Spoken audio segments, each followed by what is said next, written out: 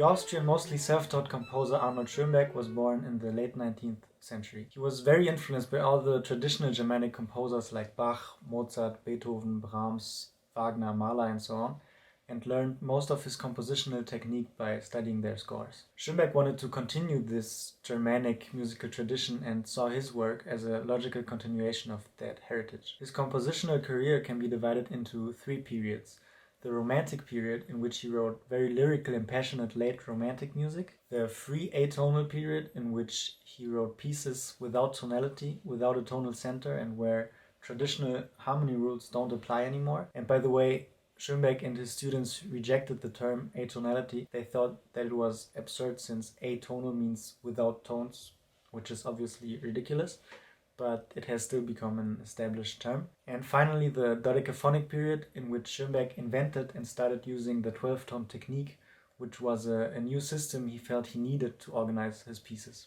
As you would expect, Schönberg began his musical career writing music of his time, so late Romantic music. Pieces from that early period are very much influenced by the lyrical chromaticism of Wagner and the motivic cohesion and inventiveness of Brahms, among many other things, of course. And you could compare it with the music of Richard Strauss or Gustav Mahler, who were near contemporaries of him. One of the earliest pieces of that period is the string quartet in D major, which actually Brahms really liked. He even offered to help Schönberg by giving him money so that he could go study at the conservatory in Vienna. Let's listen to one of the most beautiful examples of this period: Verklärte Nacht, Transfigured Night for string sextet. I had been a Brahmsian when I met him. His love embraced both Brahms and Wagner. And soon thereafter I was an addict of the same color.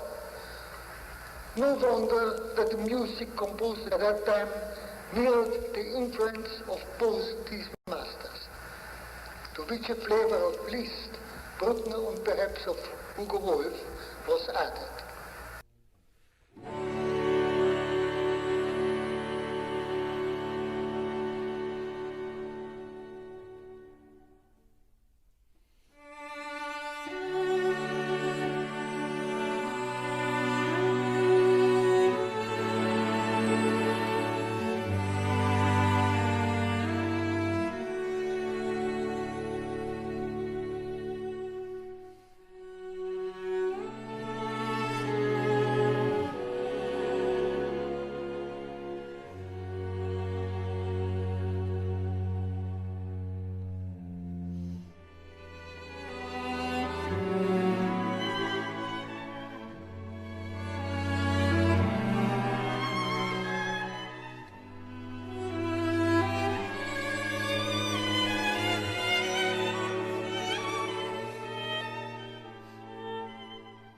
In this piece, Schönberg already goes very far in regards to harmony, and there are moments in which there is no tonal center anymore. And actually, a lot of his romantic pieces, like his first string quartet in D minor or Péléas and Mélisande, already provoked scandals during the first performances. When Gustav Mahler was in the audience, he would always protect Schönberg. But last not least, there are already some passages of unfixed tonality which may be considered as premonitions of a future. After composing lots of these beautiful late Romantic pieces, Schönberg felt the need to go further in his compositions. He felt that tonality had come to an end and that music had become so chromatic that there was no need for a tonal center anymore, that dissonances were so frequent that they should be treated like equals to consonances. He thought that composers were using dissonant sounds so much that returning to a tonal center, a simple consonant home, so to say, was not appropriate anymore. He saw it as a logical step to therefore abandon tonality and traditional harmony. The overwhelming multitude of dissonances could not be counterbalanced any longer by occasional returns to such tonal trials as represent a key. Schönberg went through this evolution gradually. Pieces which are right in between the two periods, right on the edge of tonality, are, for example, his rather strange Kammersymphony, which he saw as the pinnacle of his first period, and the famous second string quartet, which can be seen as a transition between the two periods. Both these pieces caused scandals at the first performances. In the string quartet, a soprano comes in for the last movements, And the soprano famously sings. And then she sings, Ich fühle Luft von anderen Planeten.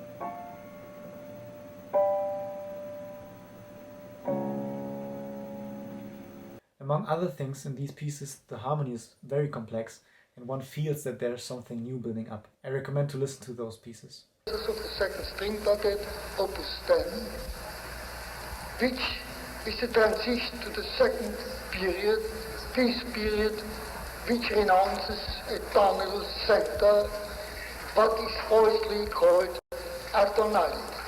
After a lot of thinking and trying things out, but also self-encouraging, Schoenberg finally made the decisive step into atonality. That means music where classical traditional harmonic rules are abandoned and where there is no tonal center, and basically every combination of notes is possible. But that being said, it doesn't mean that suddenly everything is forgotten or that every note is random. There are still some kind of remains of traditional harmonic principles here and there, and Schoenberg, who understood harmony incredibly deeply, chose every note very carefully. Some of the first pieces composed in this new manner are the Lieder der hängenden Gärten or the 3 piano pieces, opus 11, but I want to show you another example, and it's the intense 5 pieces for orchestra, opus 16, which actually were composed during the same year as the piano pieces.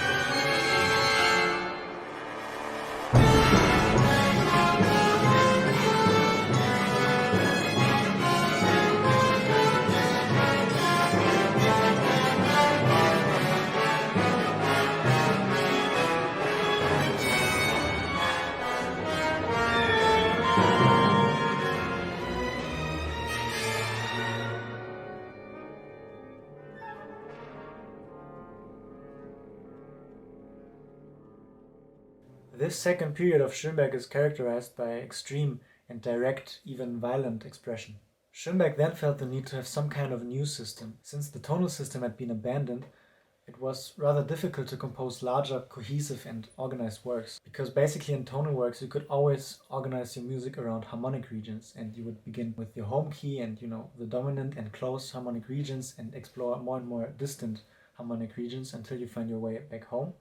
And in free atonal music there was no way of doing that. There was no such system. One sign of that is that many of the free atonal pieces by Schoenberg and his pupils were vocal pieces. Since they were based on texts, it was easier to structure the pieces.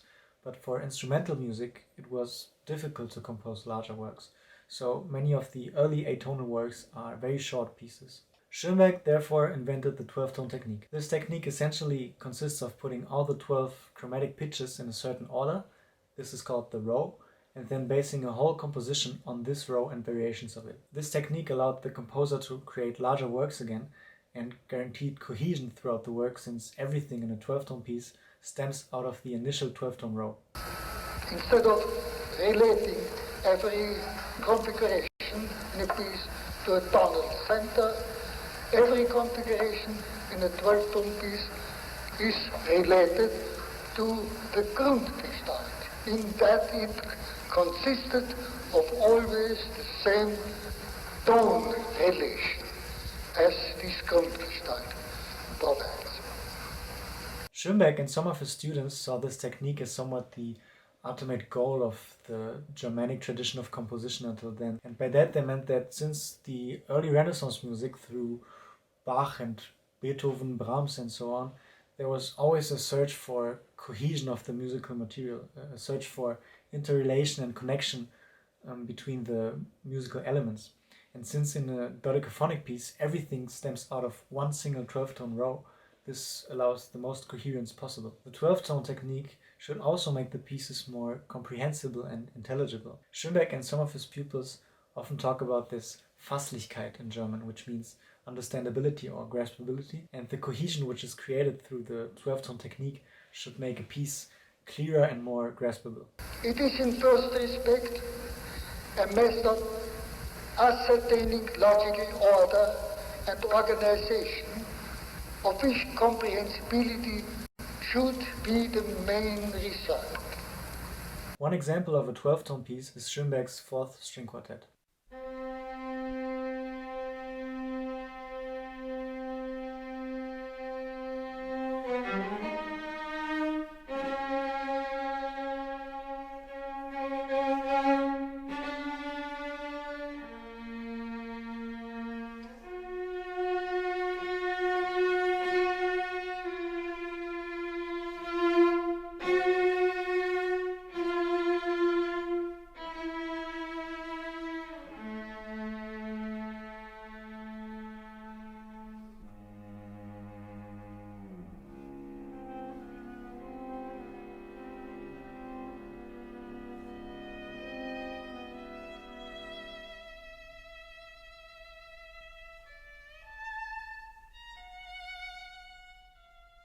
I want to point some things out. First of all, that Schönberg was always very closely connected to Western classical musical tradition and never wanted to break with it. He wanted to continue this tradition. He is often seen as this radical, revolutionary composer, but he himself never saw himself that way. Of course, his music was very new and extreme in some aspects, but it was always linked to tradition in many ways. And to give some examples, he still composed for traditional musical formations like the string quartet.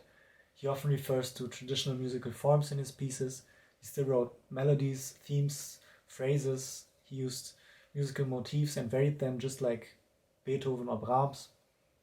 He was very fond of counterpoint and so on.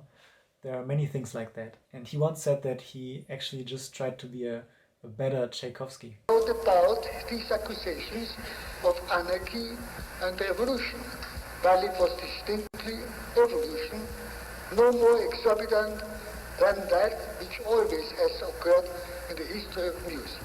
The second thing is that actually Schönberg always was a romantic composer in his approach to music and composition throughout his life. And by that I mean that he saw music as a form of subjective expression of feelings, emotions, thoughts, musical ideas, moods, and so on. And he always wanted to express himself through his music. And many people, and also many musicians, still say that Schönberg's music is brainy, head music, especially about the 12-tone pieces, and that he's a very technical composer and so on.